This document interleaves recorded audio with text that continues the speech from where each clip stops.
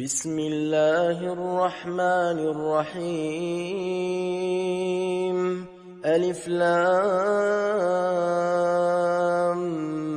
ميم صاد كتاب أنزل إليك فلا يكن في صدرك حرج منه لتنذر به وذكرى للمؤمنين اتبعوا ما أنزل إليكم من ربكم ولا تتبعوا من دونه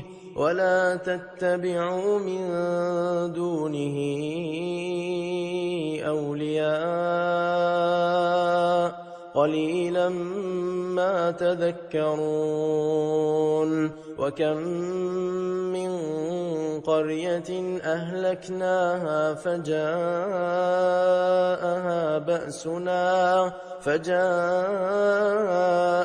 بأسنا بياتا أو هم قائلون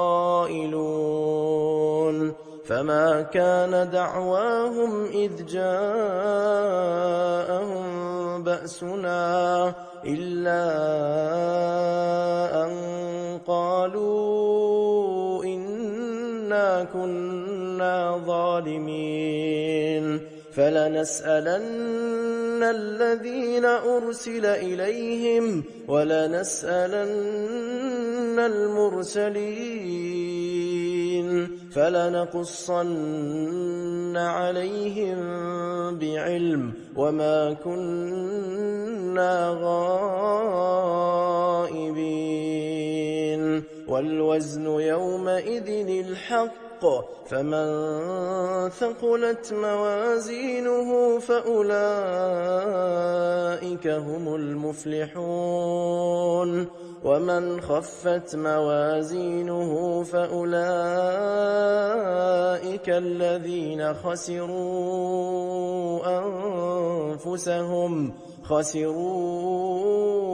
أنفسهم بما كانوا بآياتنا يظلمون ولقد مكناكم في الأرض وجعلنا لكم فيها معايش قليلا ما تشكرون ولقد خلقناكم ثم صورناكم ثم قلنا للملائكة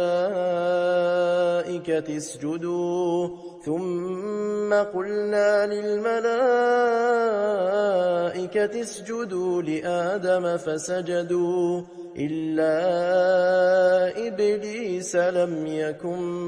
من الساجدين قال ما منعك ألا تسجد إذ أمرتك قال أنا خير منه خلقتني من نار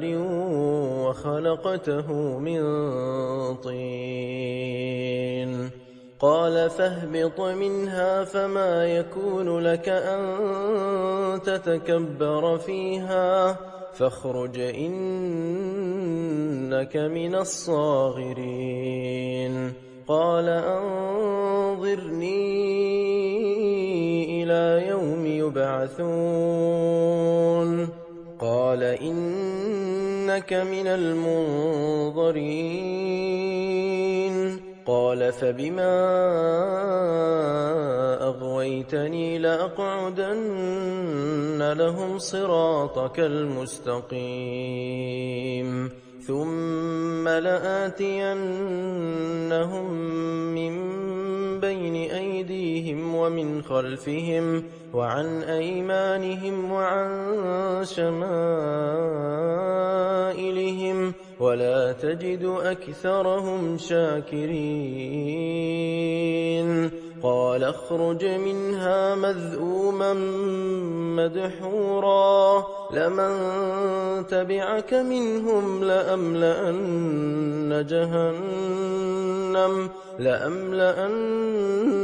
جهنم منكم أجمعين ويا آدم اسكن أنت وزوجك الجنة فكلا من حيث شئتما ولا تقربا هذه الشجرة فتكونا من الظالمين. فوسوس لهما الشيطان ليبدي لهما ما وري عنهما من سوآتهما وقال ما نهاكما ربكما عن هذه الشجرة إلا أن تكونا ملكين أو تكونا من الخالدين. وقاسمهما إني لكما لمن الناصحين فدلاهما بغرور فلما ذاقا الشجرة بدت لهما سوآتهما وطفقا يخصفان عليهما من ورق الجنة وناداهما ربهما ألم أنهكما عن تلكما الشجرة وأقل لكما إن الشيطان لكما عدو مبين. قالا ربنا ظلمنا أنفسنا وإن لم تغفر لنا وترحمنا لنكونن من الخاسرين. قال اهبطوا بعضكم لبعض عدو ولكم في الأرض مستقر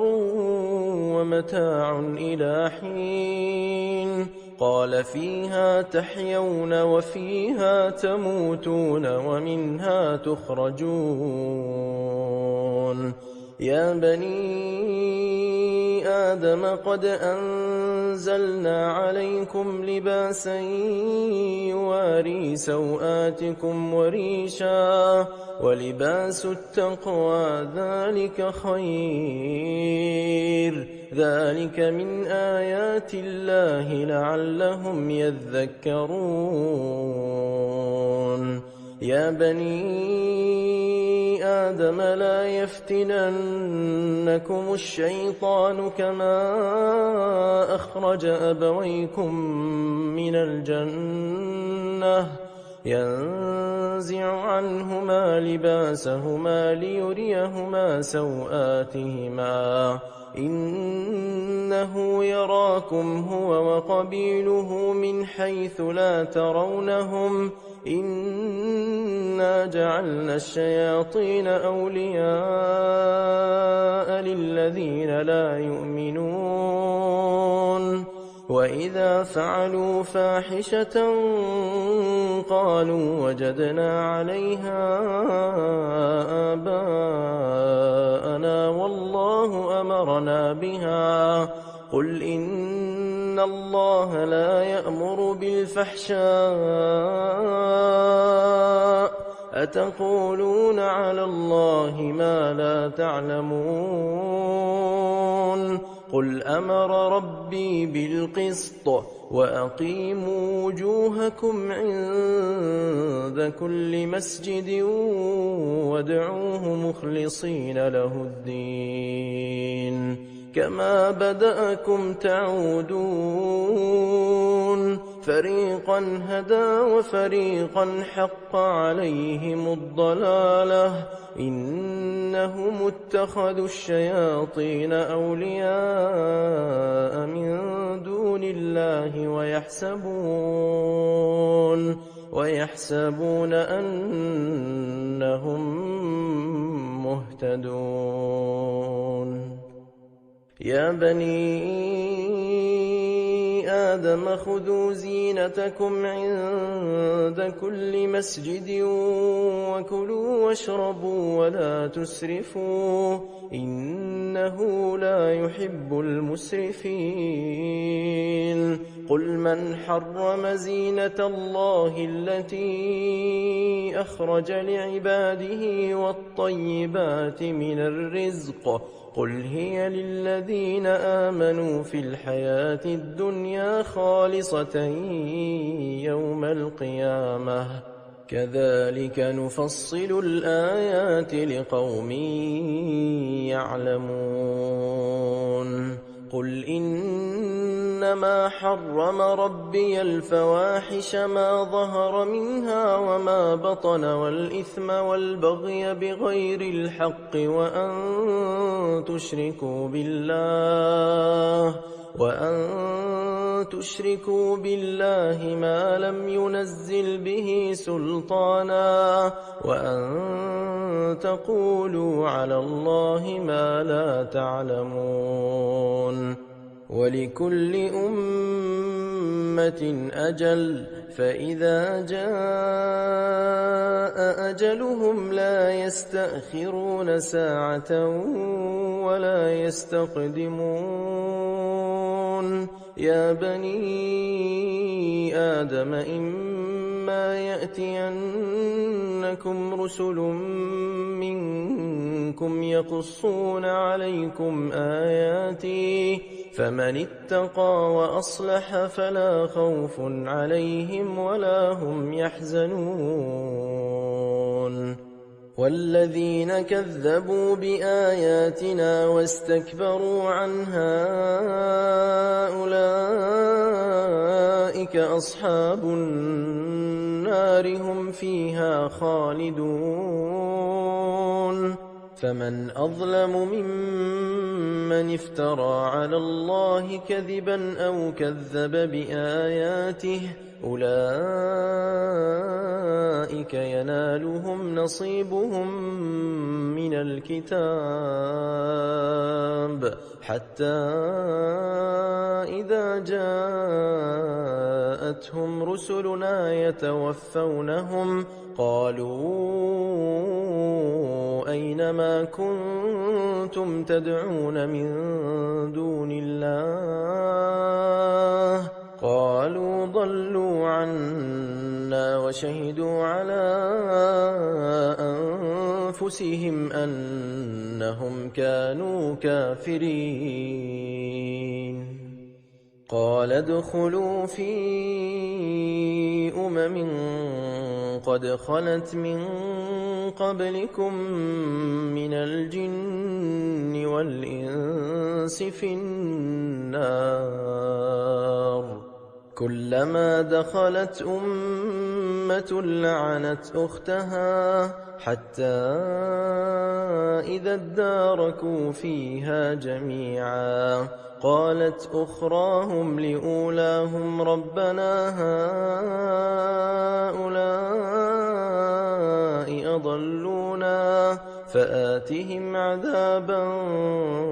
ضعفا من النار قال لكل ضعف ولكن لا تعلمون وقالت أولاهم لأخراهم فما كان لكم علينا من فضل فذوقوا العذاب بما كنتم تكسبون إن الذين كذبوا بآياتنا واستكبروا عنها لا تفتح لهم أبواب السماء ولا يدخلون الجنة حتى يلج الجمل في سم الخياط وكذلك نجزي المجرمين لهم من جهنم مهاد ومن فوقهم غواش وكذلك نجزي الظالمين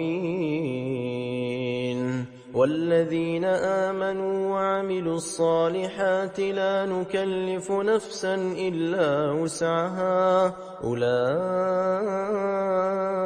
أصحاب الجنة هم فيها خالدون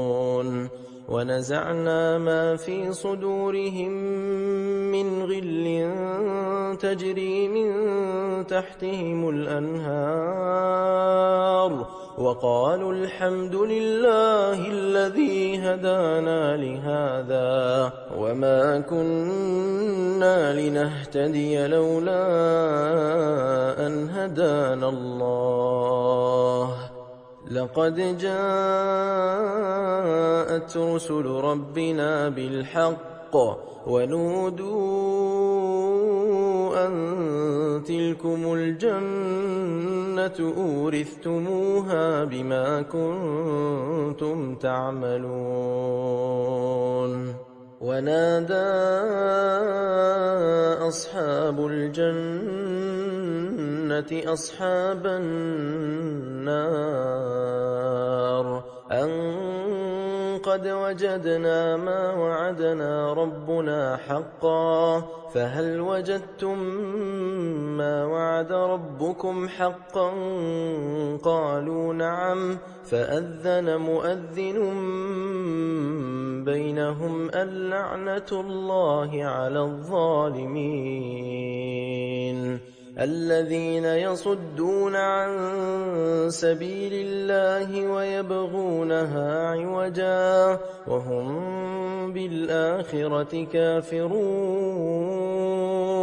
وبينهما حجاب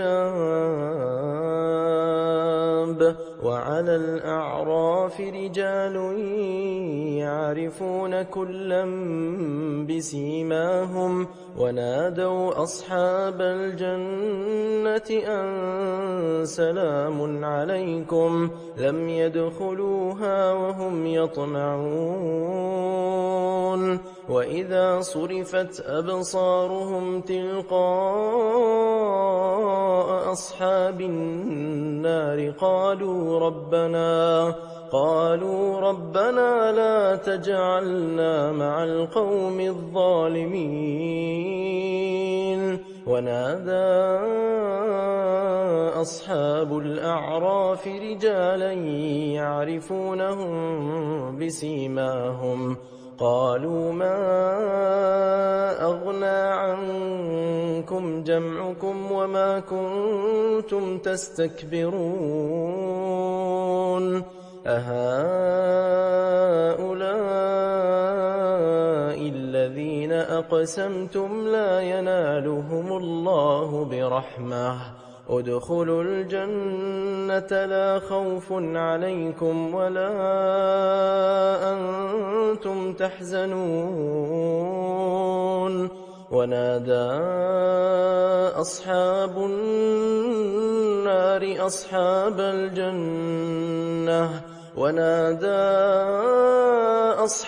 النار أصحاب الجنة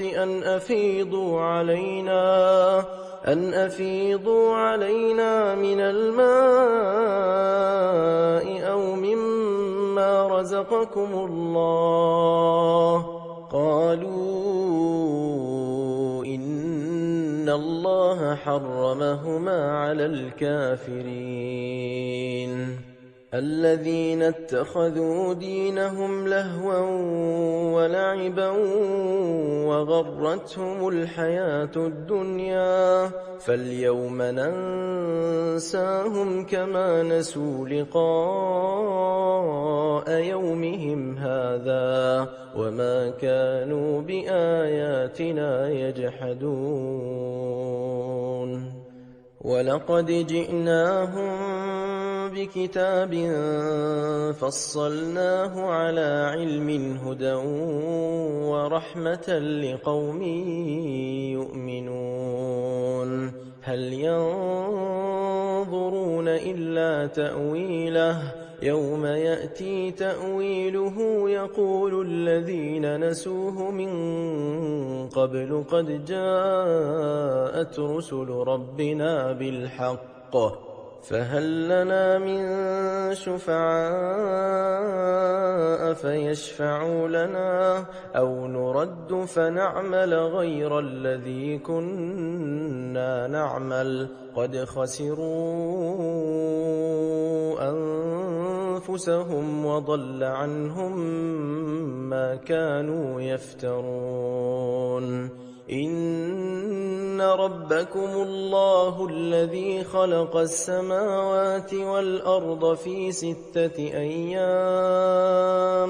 ثم استوى على العرش يغشي الليل النهار يطلبه حثيثا والشمس والقمر والنجوم مسخرات بأمره ألا له الخلق والأمر تبارك الله رب العالمين ادعوا ربكم تضرعا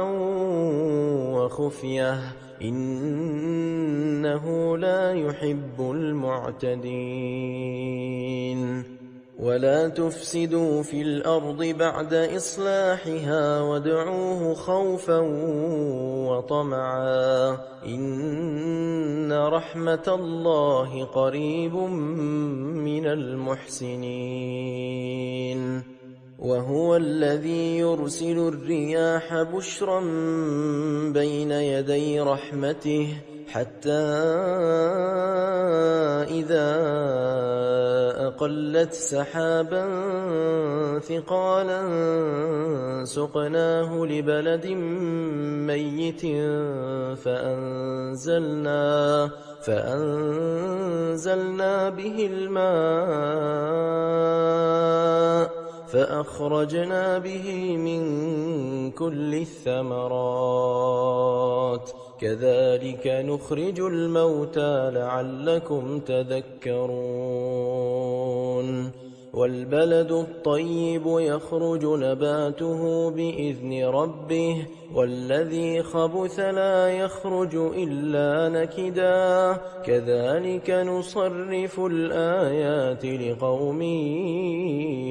يشكرون لقد أرسلنا نوحا إلى قومه فقال يا قوم اعبدوا الله ما لكم من إله غيره إني أخاف عليكم عذاب يوم عظيم قال الملأ من قومه إنا لنراك في ضلال مبين قال يا قوم ليس بي ضلالة ولكني رسول من رب العالمين أبلغكم رسالات ربي وأنصح لكم وأعلم من الله ما لا تعلمون أوعجبتم أن جاءكم ذكر من ربكم على رجل منكم لينذركم ولتتقوا ولعلكم ترحمون فكذبوه فأنجيناه والذين معه في الفلك وأغرقنا الذين كذبوا بآياتنا إنهم كانوا قوما عمين وإلى عاد أخاهم هودا قال يا قوم اعبدوا الله ما لكم من إله غيره أفلا تتقون قال الملأ الذين كفروا من قومه إنا لنراك في سفاهة وإنا لنظنك من الكاذبين قال يا قوم ليس بي سفاهة ولكني رسول من رب العالمين أبلغكم رسالات ربي وأنا لكم ناصح أمين أوعجبتم أن جاءكم ذكر من ربكم على رجل منكم لينذركم واذكروا إذ جعلكم خلفاء من بعد قوم نوح وزادكم في الخلق بسطة فاذكروا آلاء الله لعلكم تفلحون قالوا أجئتنا لنعبد الله وحده ونذر ما كان يعبد آباؤنا فأتنا بما تعدنا إن كنت من الصادقين قال قد وقع عليكم من ربكم رجس وغضب أتجادلونني في أسماء سميتموها أنتم وآباؤكم ما نزل الله بها من سلطان فانتظروا إني معكم من المنتظرين فأنجيناه والذين معه برحمة منا وقطعنا دابر الذين كذبوا بآياتنا وما كانوا مؤمنين وإلى ثمود أخاهم صالحا قال يا قوم اعبدوا الله ما لكم من إله غيره قد جاءتكم بينة من ربكم هذه ناقة الله لكم آية فذروها تأكل في أرض الله ولا تمسوها بسوء فيأخذكم عذاب أليم واذكروا إذ جعلكم خلفاء من بعد عاد وبوأكم في الأرض تتخذون من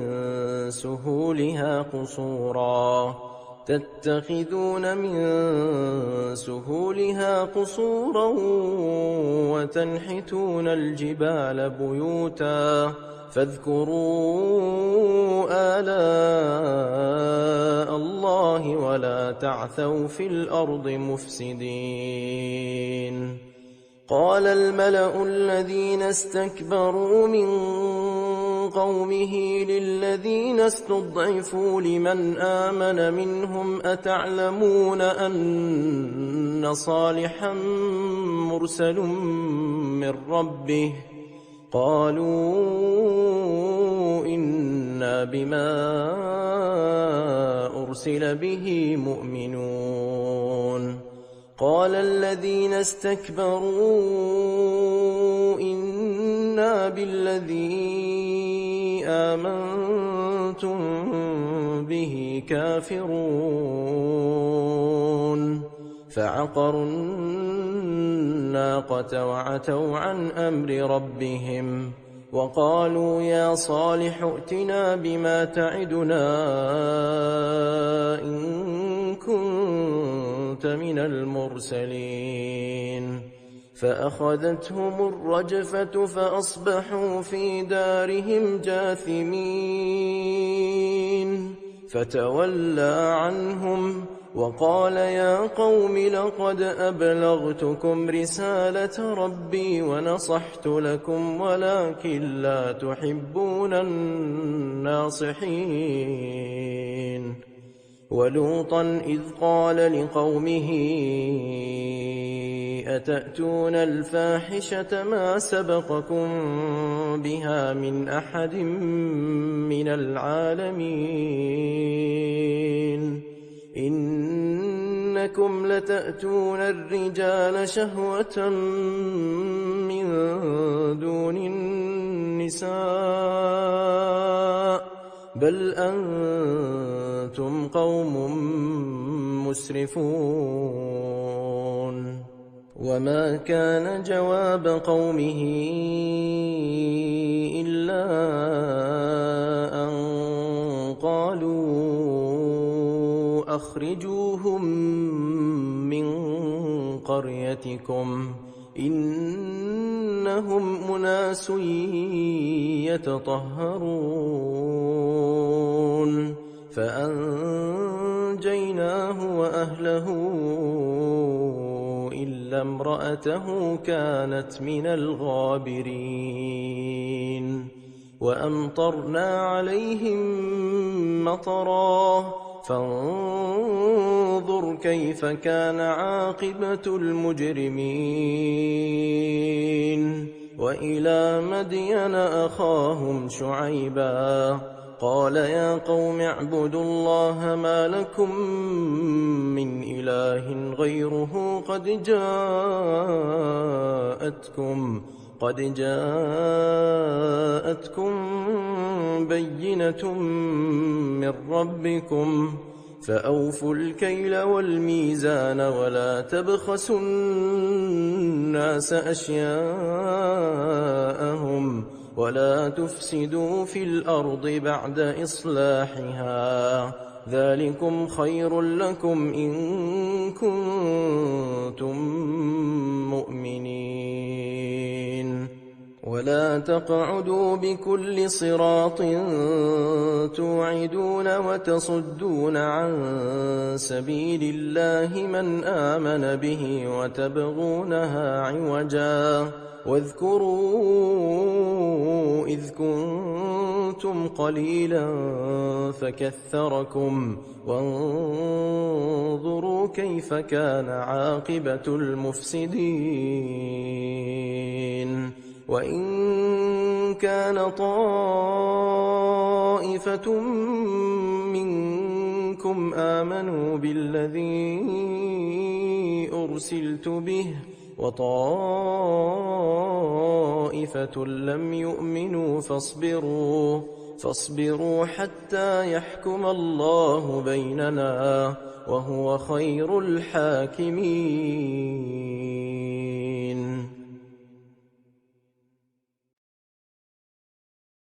قال الملأ الذين استكبروا من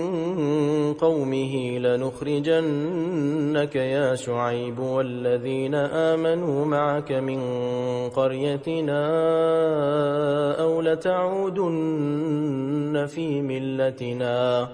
قال أولو كنا كارهين قد افترينا على الله كذبا إن عدنا في ملتكم بعد إذ نجانا الله منها وما يكون لنا أن نعود فيها إلا أن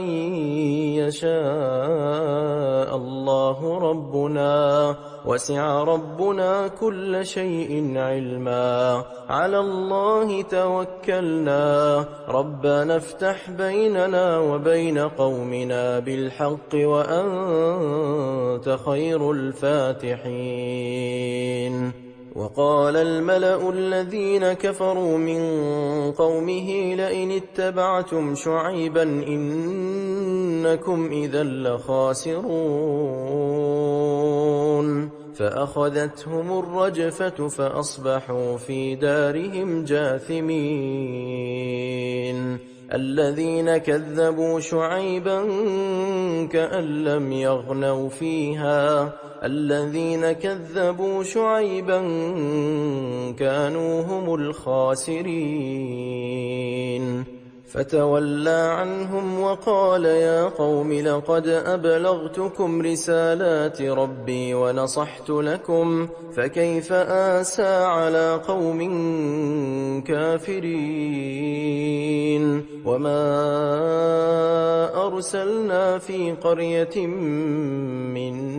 نبي إلا أخذنا أهلها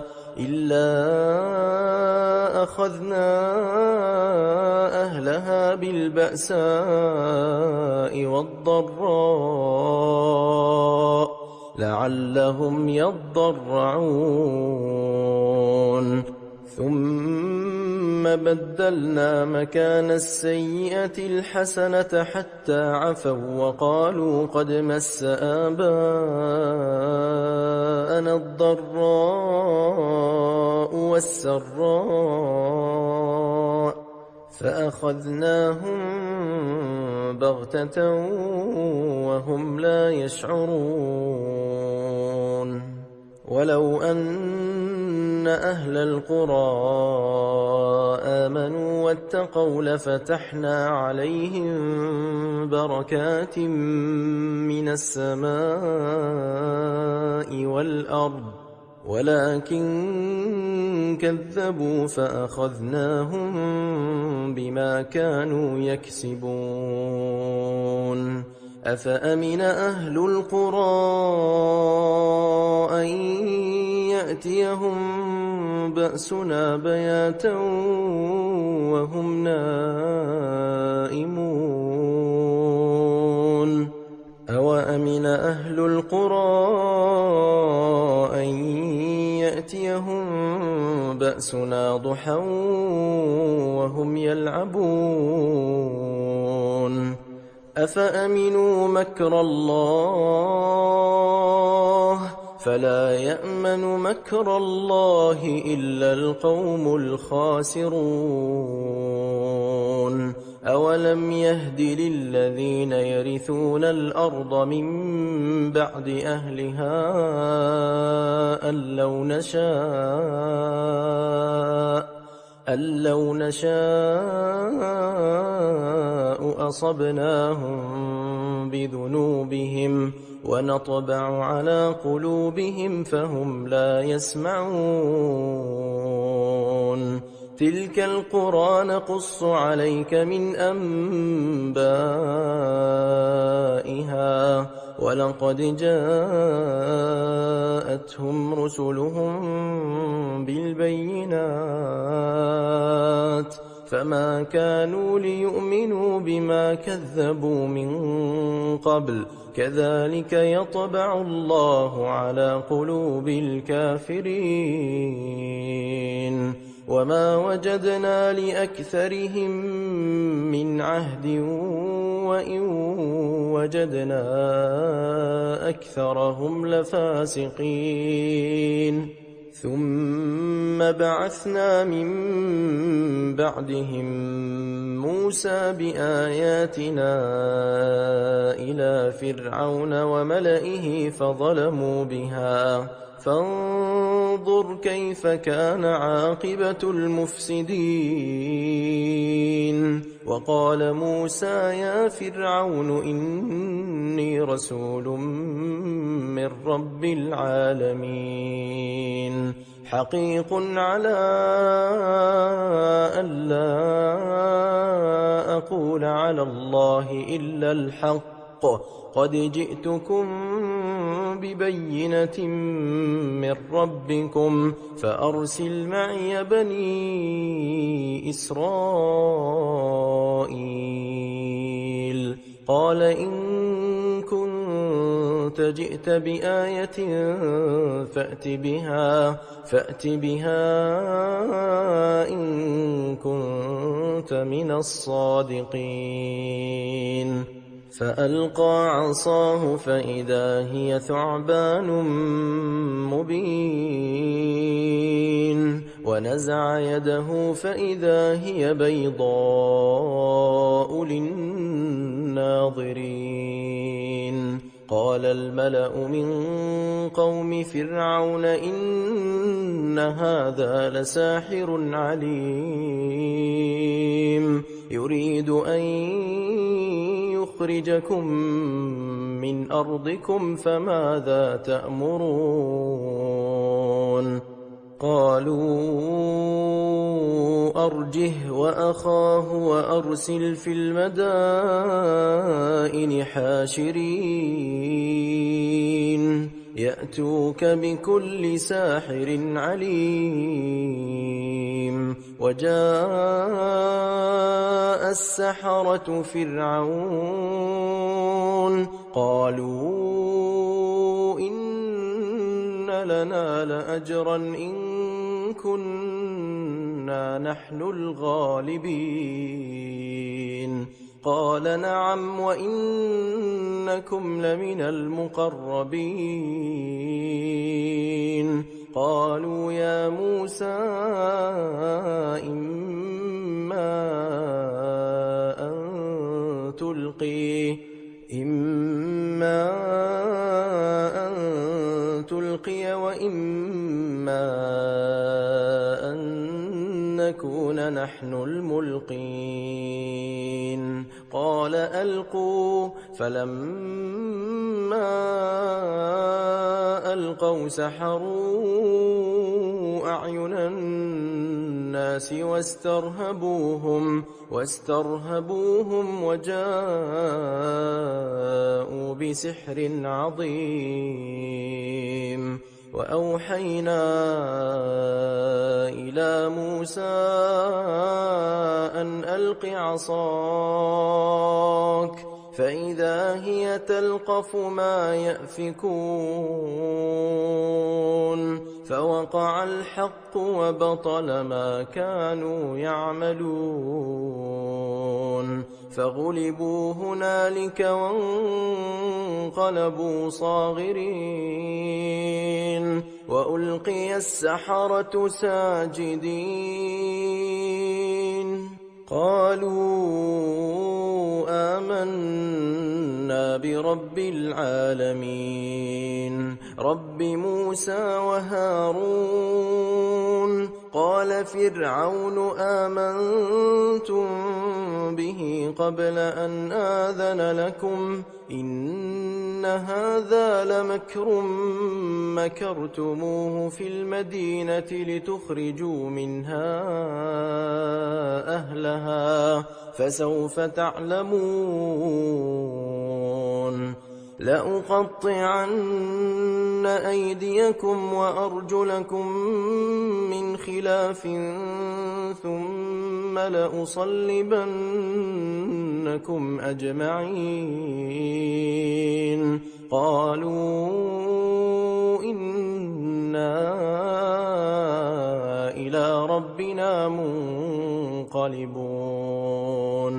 وما تنقم منا إلا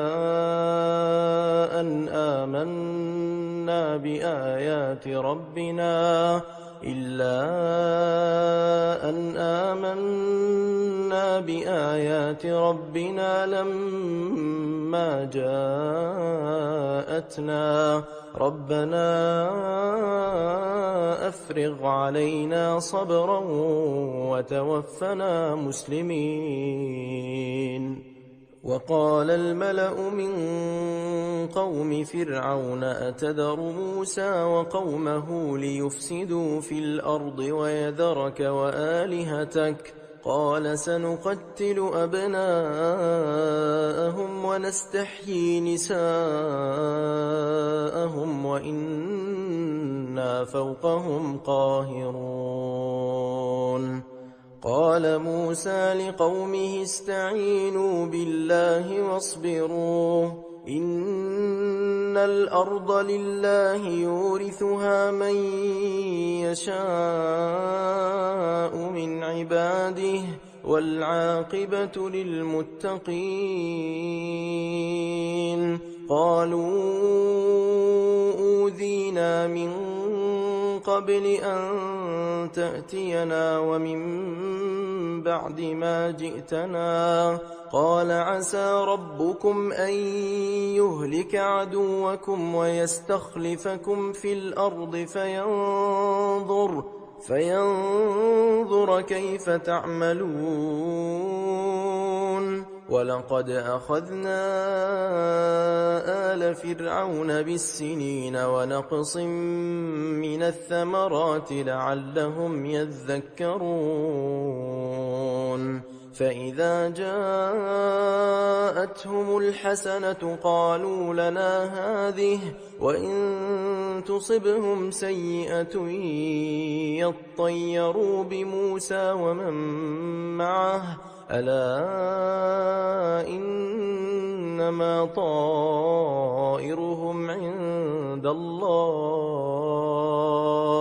ولكن أكثرهم لا يعلمون. وقالوا مهما تأتنا به من آية لتسحرنا بها فما نحن لك بمؤمنين. فأرسلنا عليهم الطوفان والجراد والقمل والضفادع والدم آيات مفصلات فاستكبروا وكانوا قوما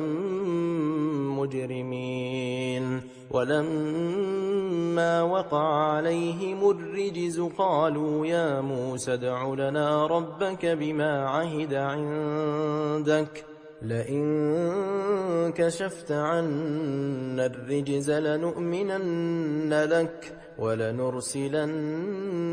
معك بني إسرائيل. فلما كشفنا عنهم الرجز إلى أجل هم بالغوه إذا هم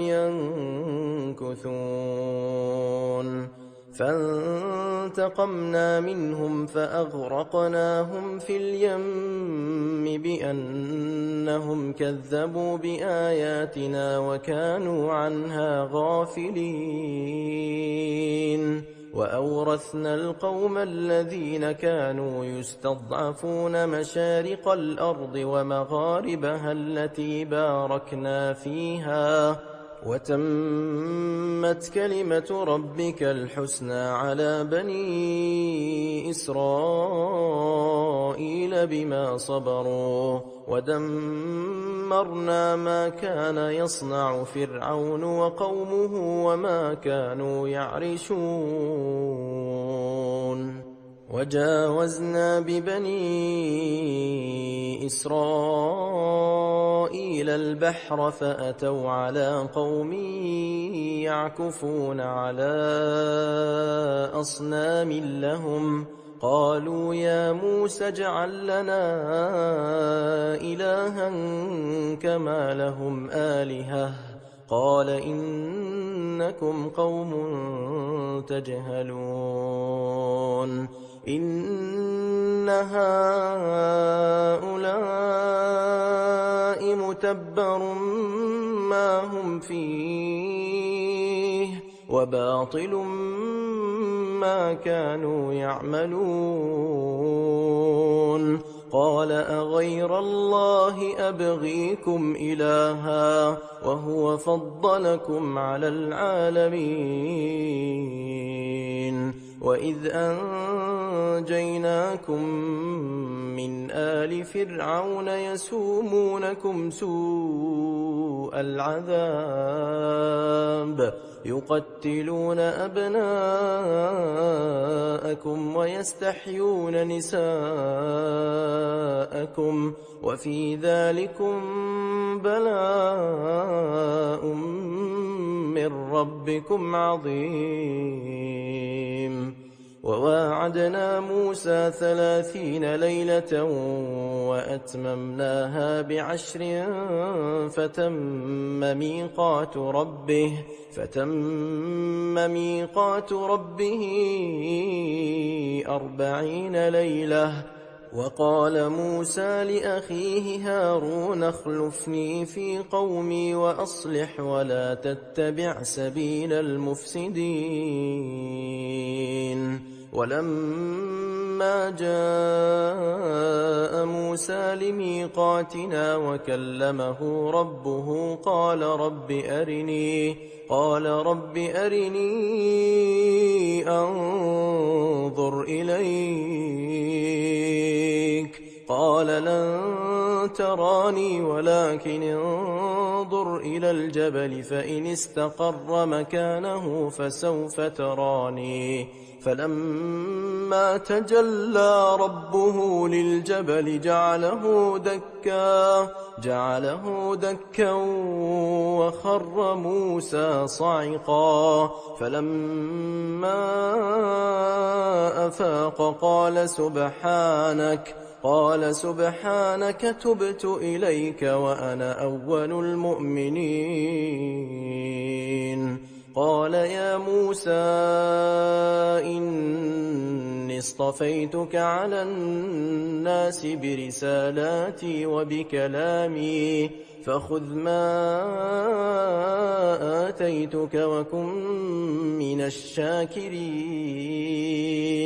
وكتبنا له في الألواح من كل شيء موعظة وتفصيلا لكل شيء فخذها بقوة وأمر قومك يأخذوا بأحسنها سأريكم دار الفاسقين سأصرف عن آياتي الذين يتكبرون في الأرض بغير الحق وإن يروا كل آية لا يؤمنوا بها وإن يروا سبيل الرشد لا يتخذوه سبيلا وإن يروا سبيل الغي يتخذوه سبيلا ذلك بأنهم كذبوا بآياتنا وكانوا عنها غافلين والذين كذبوا بآياتنا ولقاء الآخرة حبطت أعمالهم هل يجزون إلا ما كانوا يعملون واتخذ قوم موسى من بعده من حليهم عجلا جسدا له خوار ألم يروا أنه لا يكلمهم ولا يهديهم سبيلا اتخذوه وكانوا ظالمين ولما سقط في أيديهم ورأوا أنهم قد ضلوا قالوا لئن لم يرحمنا ربنا ويغفر لنا لنكونن من الخاسرين ولما رجع موسى إلى قومه غضبان أسفا قال بئس ما خلفتموني من بعدي أعجلتم أمر ربكم وألقى الألواح وأخذ برأس أخيه يجره إليه قال ابن أم إن القوم استضعفوني وكادوا يقتلونني فلا تشمت بي الأعداء ولا تجعلني مع القوم الظالمين قال رب اغفر لي ولأخي وأدخلنا في رحمتك وأنت أرحم الراحمين إن الذين اتخذوا العجل سينالهم غضب من ربهم وذلة في الحياة الدنيا وكذلك نجزي المفترين والذين عملوا السيئات ثم تابوا من بعدها وآمنوا إن ربك من بعدها لغفور رحيم. ولما سكت عن موسى الغضب أخذ الألواح وفي نسختها هدى ورحمة للذين هم لربهم يرهبون. واختار موسى قومه 70 رجلا لميقاتنا، فلما أخذتهم الرجفة قال رب لو شئت أهلكتهم من قبل وإياي أتهلكنا بما فعل السفهاء منا إن هي إلا فتنتك تضل بها من تشاء وتهدي من تشاء أنت ولينا فاغفر لنا وارحمنا وأنت خير الغافرين. واكتب لنا في هذه الدنيا حسنة وفي الآخرة إنا هدنا إليك. قال عذابي أصيب به من أشاء ورحمتي وسعت كل شيء فسأكتبها للذين يتقون ويؤتون الزكاة والذين هم بآياتنا يؤمنون. الذين يتبعون الرسول النبي الأمي الذي يجدونه مكتوبا عندهم في التوراة والإنجيل يأمرهم بالمعروف وينهاهم عن المنكر ويحل لهم الطيبات ويحرم عليهم الخبائث ويضع عنهم إصرهم والأغلال التي كانت عليهم. فالذين آمنوا به وعزروه ونصروه واتبعوا النور الذي أنزل معه أولئك هم المفلحون. قل يا أيها الناس إني رسول الله إليكم جميعا الذي له ملك السماوات والأرض لا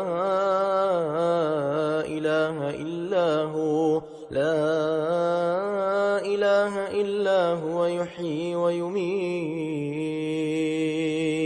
فآمنوا بالله ورسوله النبي الأمي الذي يؤمن بالله وكلماته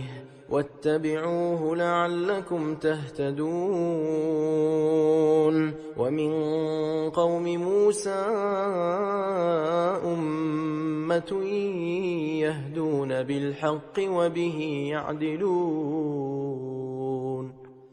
وقطعناهم 12 أسباطا أمما وأوحينا إلى موسى إذ استسقاه قومه أن اضرب بعصاك الحجر فانبجست منه 12 عينا قد علم كل أناس مشربهم وظللنا عليهم الغمام وأنزلنا عليهم المن والسلوى كلوا من طيبات ما رزقناكم وما ظلمونا ولكن كانوا أنفسهم يظلمون. وإذ قيل لهم اسكنوا هذه القرية وكلوا منها حيث شئتم وقولوا حطة وادخلوا الباب سجدا نغفر لكم خطيئاتكم سنزيد المحسنين. فبدل الذين ظلموا منهم قولا غير الذي قيل لهم فأرسلنا عليهم رجزا من السماء بما كانوا يظلمون واسألهم عن القرية التي كانت حاضرة البحر إذ يعدون في السبت إذ تأتيهم حيتانهم يوم سبتهم شرعا ويوم لا يسبتون لا تأتيهم كذلك نبلوهم بما كانوا يفسقون وإذ قالت أمة منهم لم تعظون قوما الله مهلكهم أو معذبهم عذابا شديدا قالوا معذرة إلى ربكم ولعلهم يتقون فلما نسوا ما ذكروا به أنجينا الذين ينهون عن السوء وأخذنا الذين ظلموا بعذاب بئيس بما كانوا يفسقون فلما عتوا عما نهوا عنه قلنا لهم كونوا قردة خاسئين وإذ تأذن ربك ليبعثن عليهم إلى يوم القيامة من يسومهم سوء العذاب إن ربك لسريع العقاب وإنه لغفور رحيم وقطعناهم في الأرض أمما منهم الصالحون ومنهم دون ذلك وبلوناهم بالحسنات والسيئات لعلهم يرجعون فخلف من بعدهم خلف ورثوا الكتاب يأخذون عرض هذا الأدنى ويقولون سيغفر لنا وإن يأتهم عرض مثله يأخذوه ألم يؤخذ عليهم ميثاق الكتاب ألا يقولوا على الله إلا الحق ودرسوا ما فيه والدار الآخرة خير للذين يتقون أفلا تعقلون والذين يمسكون بالكتاب وأقاموا الصلاة إنا لا نضيع أجر المصلحين وإذ نتقنا الجبل فوقهم كأنه ظلة وظنوا أنه واقع بهم خذوا ما آتيناكم بقوة واذكروا ما فيه لعلكم تتقون وإذ أخذ ربك من بني آدم من ظهورهم ذريتهم وأشهدهم على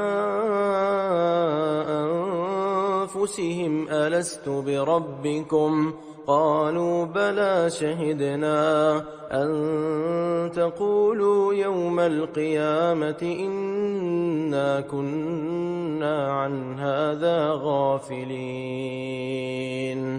أو تقولوا إنما أشرك آباؤنا من قبل وكنا ذرية من بعدهم أفتهلكنا بما فعل المبطلون وكذلك نفصل الآيات ولعلهم يرجعون واتل عليهم نبأ الذي آتيناه آياتنا فانسلخ منها فأتبعه الشيطان فكان من الغاوين ولو شئنا لرفعناه بها ولكنه أخلد إلى الأرض واتبع هواه فمثله كمثل الكلب إن تحمل عليه يلهث أو تتركه يلهث ذلك مثل القوم الذين كذبوا بآياتنا فاقصص القصص لعلهم يتفكرون ساء مثلا القوم الذين كذبوا بآياتنا وأنفسهم كانوا يظلمون من يهد الله فهو المهتدي ومن يضلل فأولئك هم الخاسرون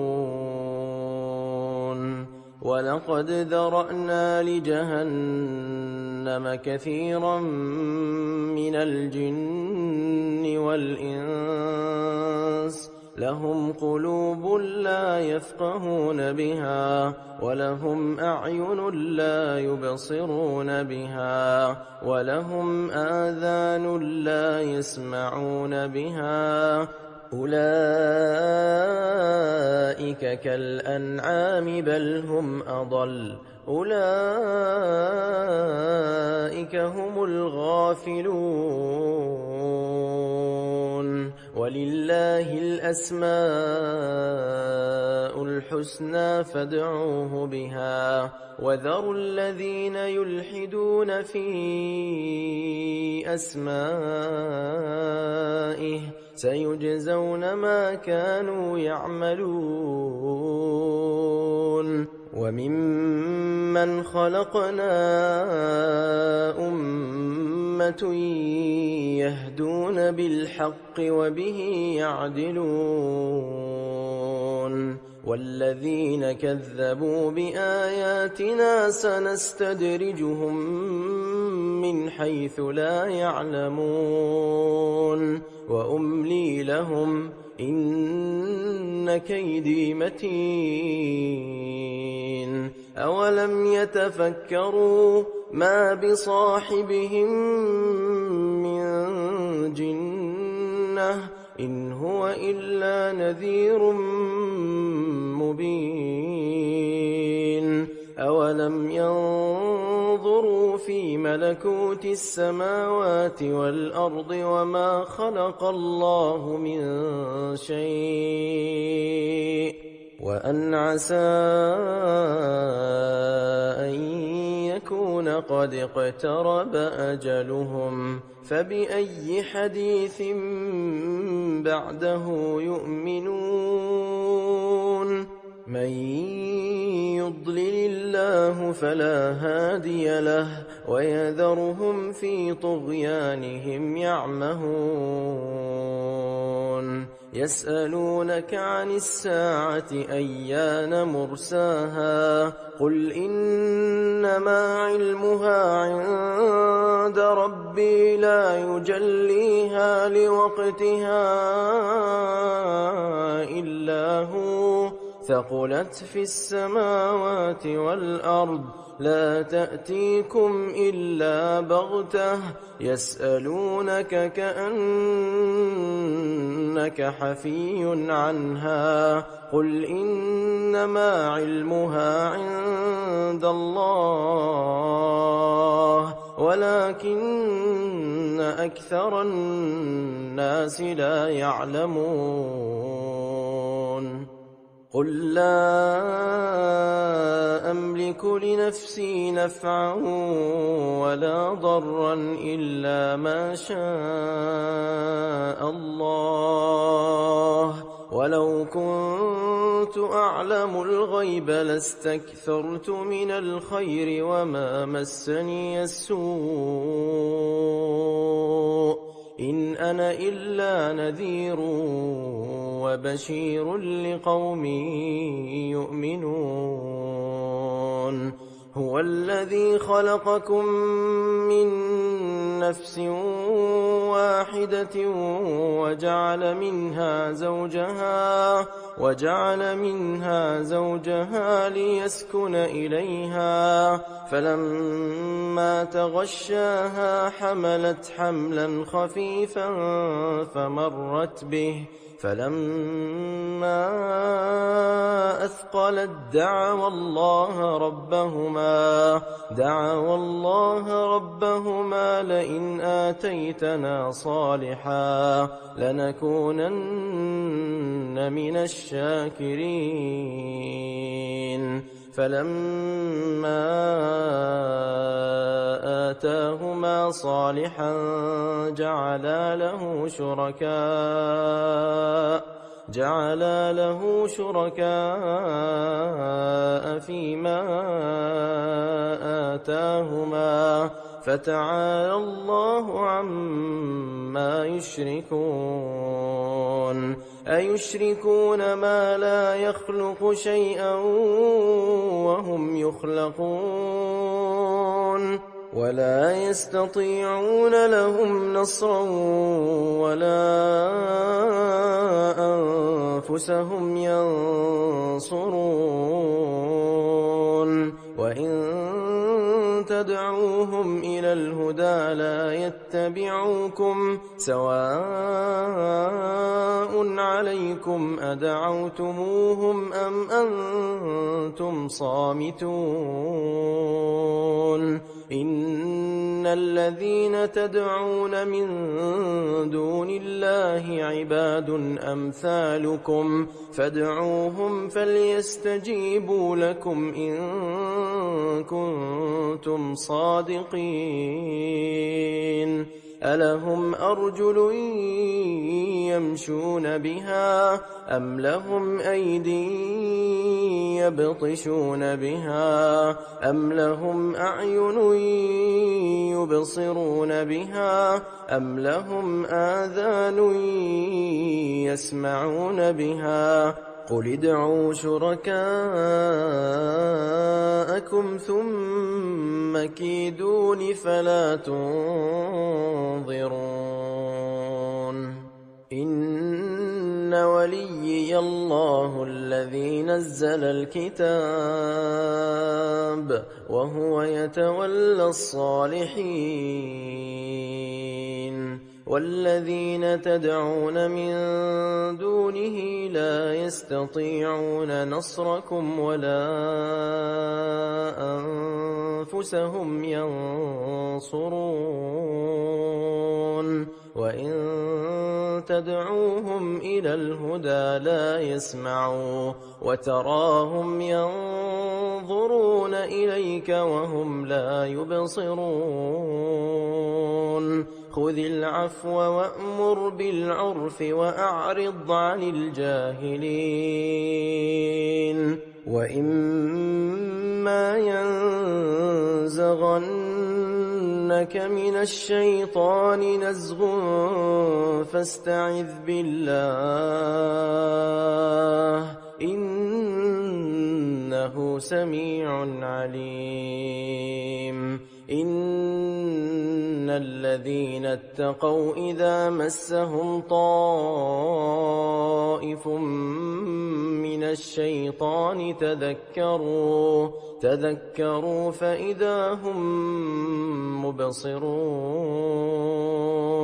وإخوانهم يمدونهم في الغي ثم لا يقصرون وإذا لم تأتهم بآية